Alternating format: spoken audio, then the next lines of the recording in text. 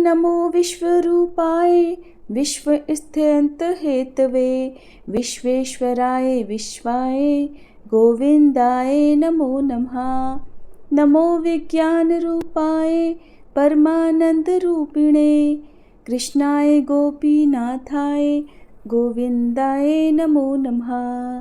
अर्थात हे गोविंद, आप विश्व की सृष्टि, स्थिति तथा लय के एकमात्र कारण हैं। आप अखिल विश्व के स्वामी हैं।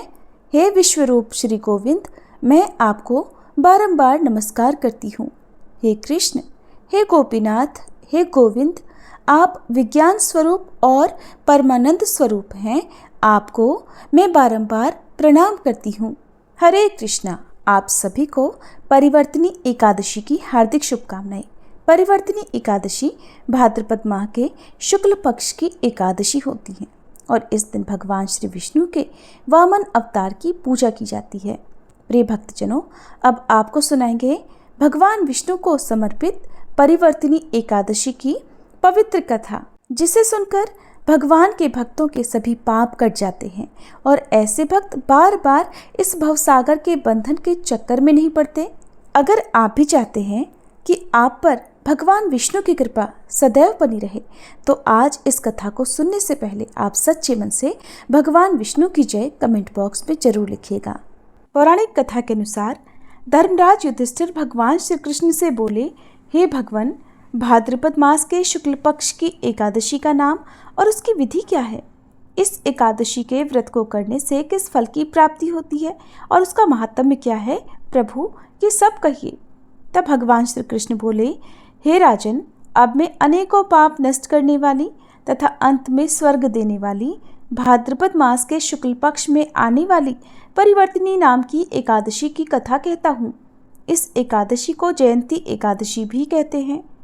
इस एकादशी की कथा सुनने मात्र से ही समस्त पापों का क्षय और अरिष्टों का नाश हो जाता है। परिवर्तनी एकादशी के व्रत का फल वाजपेय यज्ञ के फल से भी अधिक है। इस जयंती एकादशी की कथा से नीच और पापियों का भी उद्धार हो जाता है।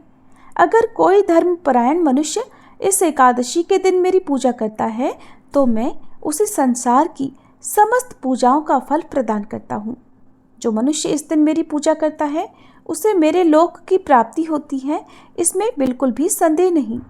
हे धर्मराज, जो मनुष्य इस एकादशी के दिन वामन भगवान की पूजा करता है, वह तीनों देवता अर्थात ब्रह्मा, विष्णु और महेश की भी पूजा कर लेता है। इसलिए जो साधक इस एकादशी का व्रत करते हैं, उनके लिए संसार में कुछ भी शेष नहीं रहता। इस एकादशी के दिन भगवान विष्णु करवट बदलते हैं, इसलिए परिवर्तनी एकादशी कहते हैं। धर्मराज युधिष्ठिर भगवान कृष्ण से फिर बोले कि हे भगवान, आपके वचनों को सुनकर मुझे महान संदेह हो रहा है कि आप किस प्रकार सोते और करवट बदलते हैं। आपने राजा बलि को क्यों बाधा और वामन रूप धारण करके क्या क्या लीलाएं की? चातुर्मास्य व्रत की विधि क्या है और आपके शयन करने पर मनुष्य का क्या कर्तव्य है? प्रभु, सो ये सब विस्तार पूर्वक कहिए। तब भगवान श्री कृष्ण बोले, हे राजन, अब आप पापों को नष्ट करने वाली इस एकादशी की कथा का श्रवण करो। त्रेता युग में एक बलि नाम का दानव हुआ। वह अत्यंत भक्त, दानी, सत्यवादी और ब्राह्मणों की सेवा में तत्पर रहा करता था। उसने अपनी भक्ति, जप और तप के प्रभाव से स्वर्गलोक में इंद्र को भी जीत लिया। इंद्र आदि अन्य देवता इस बात को सहन नहीं कर सके और भगवान नारायण से प्रार्थना करने लगे। तब भगवान ने अपने पंचम स्वरूप वामन रूप को धारण किया और अत्यंत तेजस्वी ब्राह्मण बालक के रूप में राजा बलि को जीत लिया। इस पर युधिष्ठिर महाराज बोले, हे जनार्दन, आपने वामन रूप धारण करके बलि को किस प्रकार जीता, ये सभी विस्तार पूर्वक समझाइए। तब श्री कृष्ण भगवान बोले, हे राजन, मैंने वामन का रूप धारण करके राजा बलि से याचना की कि हे राजन, तुम मुझे 3 पग भूमि दे दो, इससे तुम्हें 3 लोकों के दान का फल प्राप्त होगा। राजा बलि ने इस छोटी सी याचना को स्वीकार किया और 3 पग भूमि देने को तैयार हो गए। तब मैंने अपने आकार को बढ़ा लिया और भूलोक में पैर, भुवलोक में जंघा, स्वर्गलोक में कमर, महलोक में पेट, जनलोक में हृदय, तपलोक में कंठ और सत्यलोक में मुख रखकर अपने सिर को ऊंचा उठा लिया। उस समय सूर्य, चंद्र, नक्षत्र, इंद्र, अन्य देवता आदि शास्त्रानुसार मेरी स्तुति करने लगे। उस समय मैंने राजा बलि को पकड़ा और उससे कहा कि हे राजन, अब मैं तीसरा पैर कहाँ रखूं? इतना सुनते ही राजा बलि ने अपना सिर नीचे कर लिया और उसके सिर पर मैंने अपना तीसरा पैर रख दिया। तब वह भक्त दानव पाताल को चला गया। जब मैंने उसे अत्यंत विनीत पाया तो मैंने उससे कहा, हे बलि, मैं सदैव तुम्हारे पास ही रहूंगा। भाद्रपद के शुक्ल पक्ष की एकादशी को परिवर्तिनी नामक एकादशी के दिन मेरी एक प्रतिमा राजा बलि के पास रहती है और एक क्षीर सागर में शेषनाग पर शयन करती रहती है। इस एकादशी को भगवान विष्णु शयन करते हुए करवट बदलते हैं। इस दिन त्रिलोकी के नाथ श्री भगवान विष्णु की पूजा की जाती है। इस व्रत में सारा दिन उपवास रखकर रात्रि को जागरण करना चाहिए। इस प्रकार व्रत करने से मनुष्य समस्त पापों से मुक्त होकर स्वर्ग लोक को चला जाता है। जो मनुष्य पापों को नष्ट करने वाली इस पावन कथा को सुनते हैं उन्हें अश्वमेध यज्ञ का फल मिलता है। कथा का सार ये है कि इस दिन मनुष्य दान करे, लेकिन दान करने के बाद अभिमान बिल्कुल ना करे। प्रिय भक्तजनों, जब बात दान की हो रही है तो अब आपको दान से संबंधित एक कहानी सुनाते हैं। जब भगवान अपने किसी भक्त को दान के लिए चुन लेते हैं, किसी भक्त से दान करवाना चाहते हैं, तो देखिए वो कैसी कैसी लीलाएं रचते हैं। एक बार की बात है, एक पंडित जी थे। पंडिताई गिरी करके जो कुछ मिलता था उसी से उनका घर परिवार चलता था। एक बार पंडित जी को बहुत दिनों तक काम नहीं मिला तो वे एक जाट से बोले, जाट देवता, आज तुम्हारे पिता मुझे मेरे सपने में दिखाई दिए थे। उत्सुक होकर जाट ने पूछा, क्या कह रहे थे? तो पंडित जी बोले, कहते क्या, तुम्हारा हालचाल पूछ रहे थे और कह रहे थे कि बच्चों ने मुझे भुला दिया है, जिस कारण मैं बहुत दुखी हूँ। अब जाट को याद आया तो वह बोला, पंडित जी आप ठीक कह रहे हैं। मरने के बाद मैंने अपने पिता का श्राद्ध भी तो नहीं किया, शायद इसीलिए मेरे पिता दुखी हैं।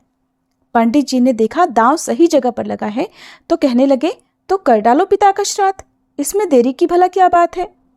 अगले ही दिन जाट ने पंडित जी को घर बुला लिया। पंडित जी ने श्राद्ध की सामग्री में ढेर सारी चीजें लिखवा दी। सोना, चांदी, भांडे, बर्तन से लेकर खाने पीने का सारा सामान। इसके अलावा पिता को जो भी चीजें पसंद थी वो सभी कुछ लाकर जाट ने सामने रख दी। धूमधाम से पिता के श्राद्ध की तैयारी हुई। जाटनी से कहकर उसने तरह तरह के पकवान बनवा लिए। अब पंडित जी तो मन ही मन बड़े खुश थे। सोच रहे थे आज तो चकाचक माल उड़ाने को मिलेगा और साथ में इतना सारा सामान भी। अपने सामने एक आसन बिछाकर पंडित जी ने जाट को बिठा दिया और बोले, चलो श्राद्ध शुरू करते हैं। तुम्हें इस बात का ख्याल रखना है कि जो मैं कहूँगा वही तुम्हें कहना है और जैसा मैं करूँ वैसा ही करना होगा। जाट ने बात मान ली। दोनों आमने सामने जमकर बैठ गए। श्राद्ध शुरू हुआ। पानी की तरफ इशारा करते हुए पंडित जी जाट से बोले, आचमनी में जल लेकर पहले आचमन करो। उसी तरह लोटे की तरफ इशारा करते हुए अब जाट भी पंडित जी से बोला, आचमनी में जल लेकर पहले आचमन कर डालो। पंडित जी बोले, भाई मैं तुम्हारे लिए कह रहा हूँ, आचमन तुम्हें करना है, मुझे नहीं। जाट ने तो पंडित जी की बात सुनी थी कि पंडित जी जो कहें वही उसे भी करना है, जो करें वही उसे भी करना है। तो जाट ने भी फिर से वही दोहराया। अब पंडित जी परेशान हो गए, डपट कर बोले, अरे मूर्ख, मैं तेरे लिए कह रहा हूँ, श्राद्ध तेरे पिता का हो रहा है, मेरे पिता का नहीं। अपनी कड़क आवाज के साथ जाट ने भी पंडित जी को डपट दिया। अब तो पंडित जी से रहा नहीं गया। घूंसा दिखाते हुए बोले, तू नहीं मानेगा? तो जाट ने भी अपना घूंसा तान लिया और पंडित जी को दिखाते हुए बोला, तू नहीं मानेगा? पंडित जी ने आव देखा न ताव एक तगड़ा हाथ जाट की कनपट्टी पर जड़ दिया। फिर बोले, पहले तेरी खोपड़ी सही कर लूं, बाद में श्राद्ध होता रहेगा। जाट के वह थप्पड़ इतनी जोर से लगा कि 1 मिनट के बाद ही उसे होश आया। होश में आने के बाद उसने भी अपनी बाहें चढ़ा ली और बदले में पूरी ताकत के साथ पंडित जी के गाल पर तगड़ा हाथ दे दिया। पंडित जी को दिन में ही तारे नजर आने लगे। उन्हें 2 मिनट के बाद होश आया। अब क्या था, पंडित जी और जाट दोनों गुस्से में भर गए। लात घूंसों से श्राद्ध होने लगा। पंडित जी जितनी लातें जाट को मारते उतनी ही लातें उन्हें भी खानी पड़ती। जाट के जिस शरीर पर जिस जगह पंडित जी का घूंसा पड़ता उसी जगह पर जाट भी पंडित जी को घूंसा जमा देता। मन ही मन पंडित जी सोचने लगे, किस मूर्ख से पाला पड़ गया है। उन्होंने बहुत बार जाट को समझाया, लेकिन जाट की समझ में कुछ नहीं आया। नतीजा ये रहा कि बात पर बात बढ़ती चली गई और दोनों फिर से गुत्थम गुत्था होकर लड़ने लगे। कभी पंडित जी नीचे होते तो कभी जाट के नीचे होने की बारी आ जाती। आपस में बहुत देर तक दोनों के बीच लात घूंसे और उठापटक का दौर चलता रहा। आखिरकार मैदान छोड़कर पंडित जी को ही भागना पड़ा। प्रसन्न होकर जाट भी अपनी जाटनी के पास लौटा। जगह जगह से कपड़े फट जाने के कारण जाटनी ने वजह जाननी चाहिए, तो जाट ने बताया कि पंडित जी के साथ श्राद्ध कर्म करते हुए ये सब हुआ है। जाटनी ने पूछा, श्राद्ध तो अच्छी तरह हो गया ना? जाट ने उत्तर दिया, हाँ बिल्कुल, बहुत अच्छा हुआ। अच्छा नहीं होता तो भला मेरी ये हालत होती। पंडित जी ने कोई कसर नहीं रखी और मैंने भी पूरे जोर शोर से काम लिया। जाटनी बोली, चलो अच्छा हुआ, लेकिन पंडित जी को कुछ दक्षिणा वगैरह दी या नहीं? जाट बोला, दक्षिणा तो कुछ नहीं दी, हम लोग श्राद्ध में ही इतने मगन हो गए कि पंडित जी की दक्षिणा और भोजन का तो ख्याल ही नहीं रहा। बेचारे पंडित जी बिना दक्षिणा के ही लौट गए। अब तुम ही थोड़ा कष्ट करो और एक बड़े थाल में भोजन और साथ में दक्षिणा पंडित जी के घर पहुंचाओ, वरना श्राद्ध का कोई फल नहीं मिलेगा। ये सुनकर जाटनी बड़ी खुश हुई। नहा धोकर उसने धुले कपड़े पहन लिए और एक बड़े थाल में भोजन रखा और पंडित जी के घर की ओर चल पड़ी। उधर पंडिताइन प्रतीक्षा में बैठी थी कि पंडित जी श्राद्ध करने गए हैं, लौटते हुए अपने साथ बहुत सारी चीजें और बढ़िया बढ़िया पकवान भी लाएंगे।